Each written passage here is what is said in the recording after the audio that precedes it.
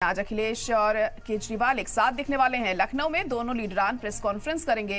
केजरीवाल के साथ पीसी करेंगे अखिलेश यादव। यूपी में आप नहीं लड़ रही है चुनाव और आपने यूपी में समाजवादी पार्टी को हिमायत दी है।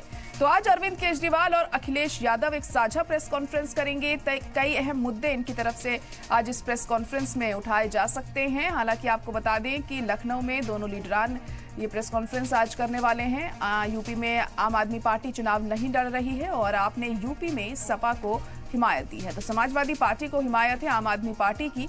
और आज अरविंद केजरीवाल और अखिलेश यादव एक साथ एक मंच साझा करेंगे, प्रेस कॉन्फ्रेंस करेंगे। कई अहम मुद्दे जाहिर तौर पर उनकी तरफ से उठाए जाएंगे इस दौरान और देखना होगा क्या कुछ बातें यहाँ पर की जाती हैं अरविंद केजरीवाल की तरफ से, क्योंकि जेल से रिहा होने के बाद, जमानत पर रिहा होने के बाद अरविंद केजरीवाल तशहीर में जुटे हुए हैं। ज़्यादा से ज़्यादा लोगों को इंडिया इतिहाद के साथ जोड़ने की उनकी पूरी कोशिश है।